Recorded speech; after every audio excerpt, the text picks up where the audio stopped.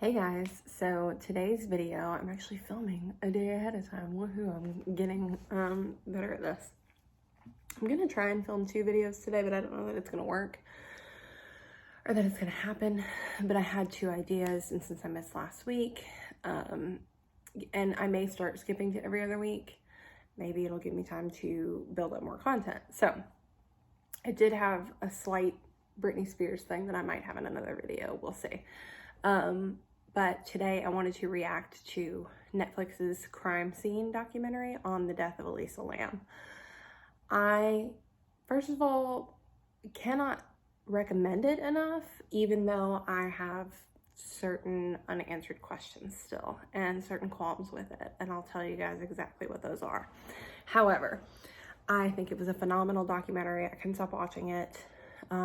As many of you know, unless you're new here, I have a baby, so I kind of have to like stop and go lately when I'm researching or when I'm watching things like this. So it was really nice when I was able to like break away and take a break, or when I would take a shower, I would like set it up on the Bluetooth so I could listen to it, you know, stuff like that. So anywho, getting into it, I don't want to necessarily give a full review of it because, like I said, I want to recommend it to you guys and I don't want to spoil a ton of things, but I'm going to talk about things that to me didn't quite make sense or were big key points that maybe did make sense, but still I'm not seeing the whole picture. So there are going to be spoilers in this, but if you know anything about the case, they probably won't be major spoilers. The first thing, I'm just going to go in order of my notes. The first thing is about the security footage itself. Now, if you have not seen the Elisa Lam security footage, go look it up.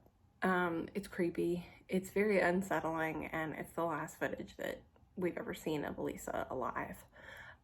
She is getting in an elevator, looking like she's hiding from someone, almost looking like she's playing with someone, then talking to someone. Then she has these weird hand movements she's doing.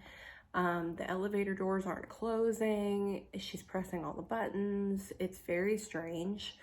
They talked about things that had happened to the video footage that I feel really behind not knowing, because I looked into this case a lot, but I guess I didn't look through Reddit enough, or, you know, whatever back end internet sleuthing other people have done.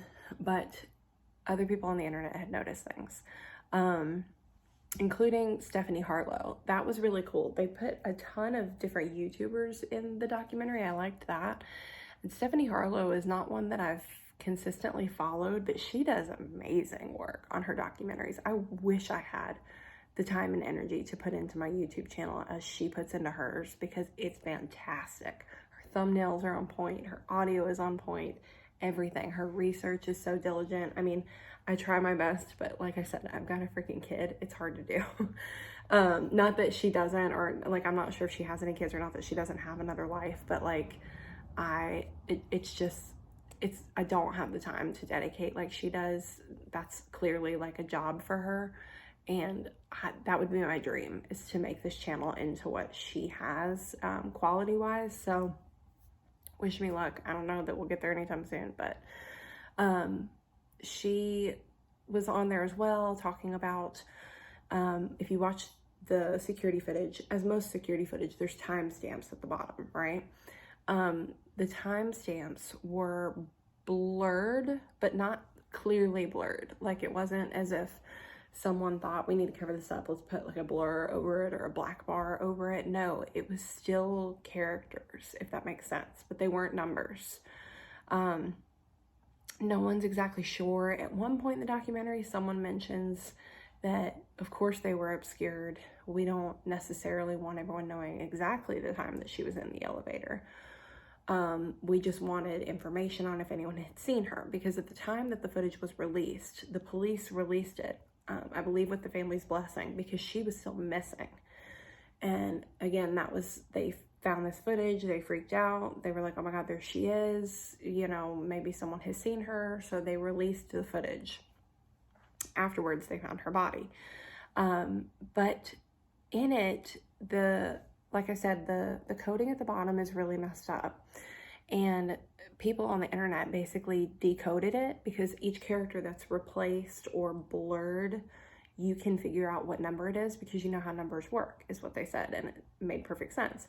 You know how milliseconds work, you know how seconds work, you know how minutes work, you know what order they go in. So someone took that footage, decoded each second of it, and realized that there was almost a complete minute missing from the footage, which is really weird, especially considering that at the end, there's like a tail end of like, I don't know, like 12 seconds or something of nothing, of Elisa gone and the elevator door shut and nothing. So why is there a whole missing minute? The police claim they didn't tamper with it, and of course the hotel claims that they didn't or couldn't have tampered with it. Another thing about the footage is that it's slowed down, I believe they said by 35%, which makes it look creepier. Now, the slowing down thing, I can't remember if the police copped to slowing it down or not, but that makes perfect sense to me because it's grainy footage. So I wouldn't doubt that the police slowed it down for the public's,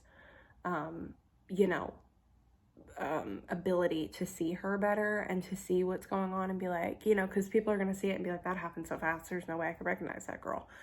So there is footage where someone has sped it up to the original speed, thanks to the little time clock again. But again, the funny thing about it is, where is that missing minute and why is there a missing minute? That's a question that hasn't been answered. And it's still this lingering thing in my head that there's something wrong with the hotel. Obviously, a lot of shit has happened at this hotel. And I'm not suggesting that the hotel itself tampered with its own footage, pulled the tape out, got editing software, cut the film apart, whatever. I'm not suggesting that, but I kind of am. This is just my thinking, because I am into paranormal stuff, things like that, and you might think I'm crazy and you can totally just disregard this. That's fine. This is my theory, but I'm going to continue to talk more on facts of the case after this.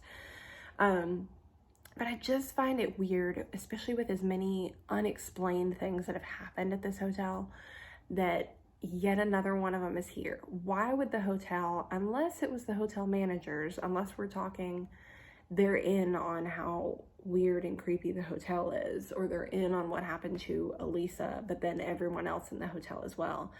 Unless the hotel staff did this, there's no reason that the police would cut out a minute unless there was something gory that happened, which would have answered their question and they wouldn't have released it to the public. So I don't believe that the police were involved in this.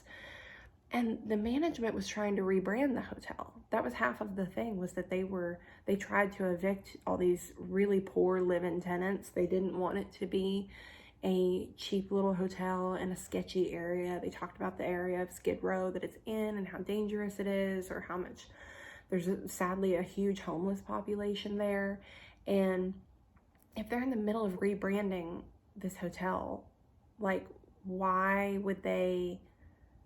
I don't know, I don't understand what there was to gain, unless it was there was a grisly murder in the thing and then they cut it out. But there was no signs of foul play on her body when they found her. There was no signs of foul play. So why? Why is there a missing minute? It doesn't make sense.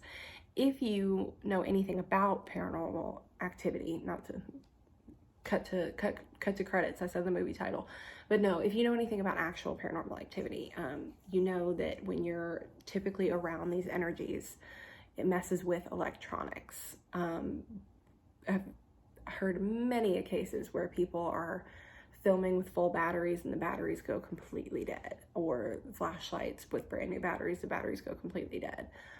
Things stop working and then you leave and they start working again. So it's why wouldn't it be crazy for the camera to have just sort of shut off for a little bit? I don't know. The camera shuts down and then picks right back up. And that's where that missing time went. I don't know. Maybe it's just a regular old glitch in the camera. Maybe it's just a shitty security camera. It's not that nice of a hotel.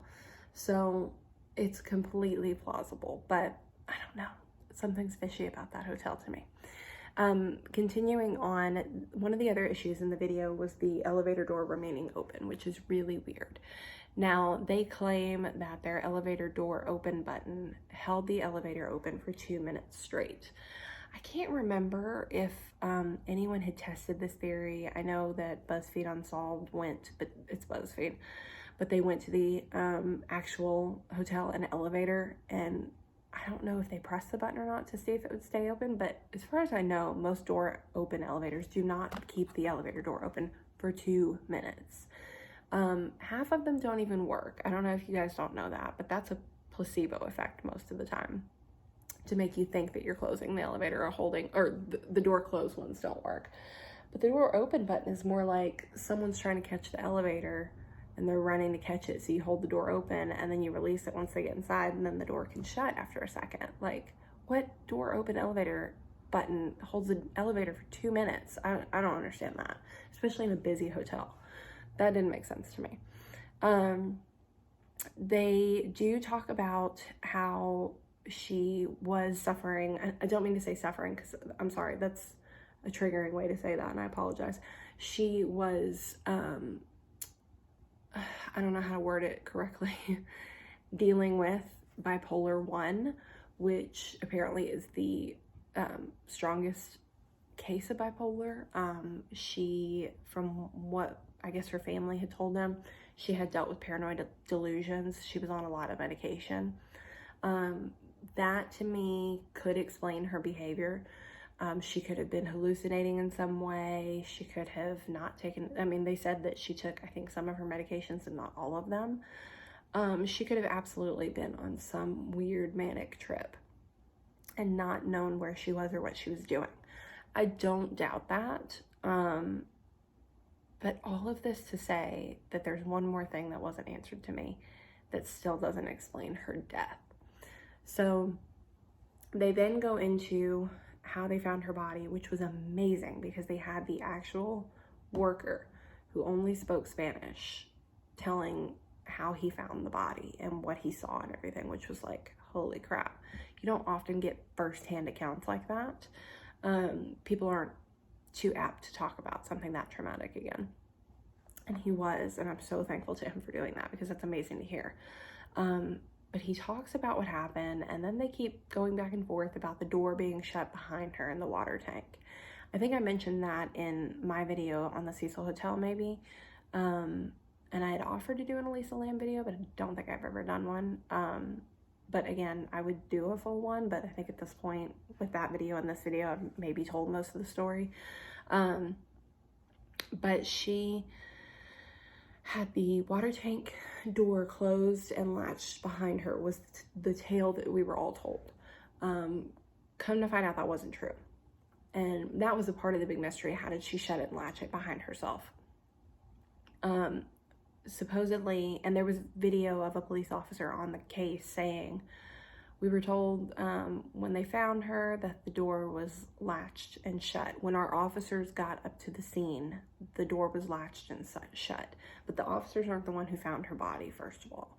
Second of all, supposedly the door was like gone completely off the tank, I believe they said. So she could have just easily climbed up and gotten in. They do discuss how it seems impossible for someone to carry a body up to that water tank, which seems believable. Elisa was a small girl, and maybe a very large man could have done it, but or a large person. But it does seem illogical that that would have been the case, and I do agree with that. It just seems like that would just take a lot of effort for someone to carry her up there, which again, to me, is like pointing to the hotel. But getting to, there was still one unanswered thing to me. They find her in the tank and her clothes are off of her body, as if they were taken off when she was in the tank. Someone discusses hypothermia and what happens to you when you die from hypothermia, which I've heard this many times before, and supposedly this is very true. When you're dying of hypothermia, you suddenly get very hot. Your body just sort of starts going into shock, and your brain waves are sending off like every last ditch effort to keep you warm, and you suddenly get so hot that often people who died of hypothermia are found with their clothes off because suddenly they're like sweating and they can't breathe. They have to take their clothes off. That does make sense that the hypothermia could have made her do so, but they keep listing her death as an accidental drowning. But if you read the autopsy report, there is no excess pleurisy of the lungs, which means there was no excess fluid in her lungs. The only fluid that was on the autopsy report was a typical small amount of fluid that's always in your body, in your lungs, and a small amount of decayed fluid. When your body decays, it sort of turns liquid into mush, you know? Her lungs did not have an excessive amount of fluid, so how the fuck is it an accidental drowning?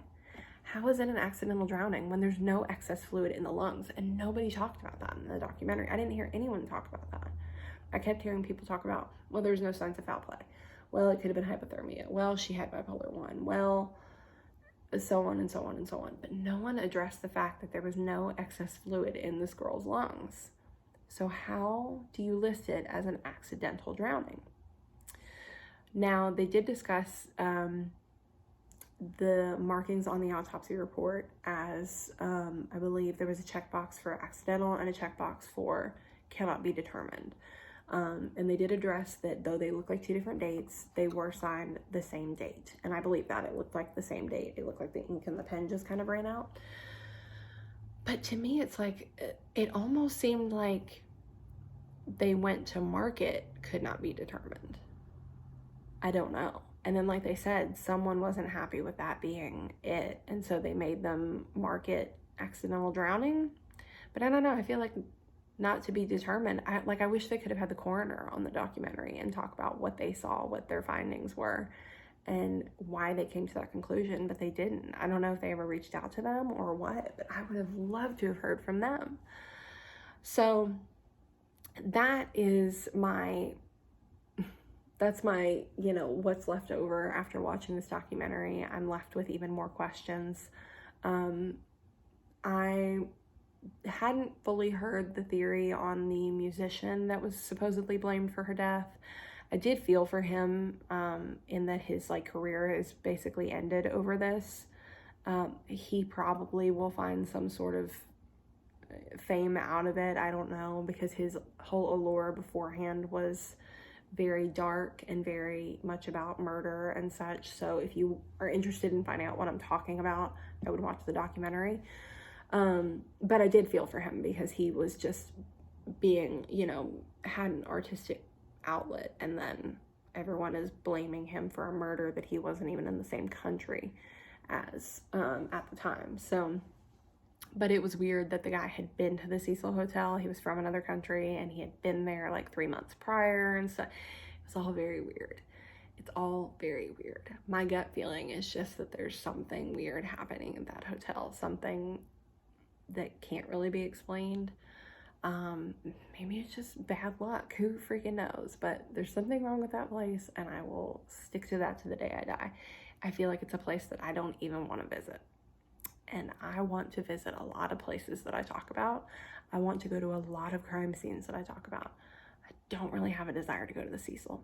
I feel like if I got there, I would panic and I wouldn't be able to get closer than across the street, because I just get really fucking bad vibes from the place. So that's my opinion on it. I hope you guys enjoyed this. I can't recommend the Netflix documentary enough. It was very well done. They had a lot of firsthand people involved in the documentary, so it was really cool hearing from them. Check it out. It's called True Crime, or no, it's called A Crime Scene at the Cecil Hotel or something like that. So check that out if you guys are looking for something to watch.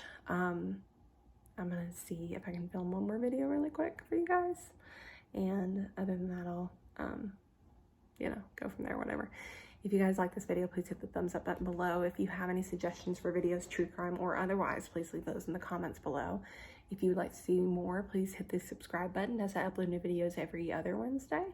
And other than that, I will see you guys next week. No, I'll see you guys in 2 weeks. Bye.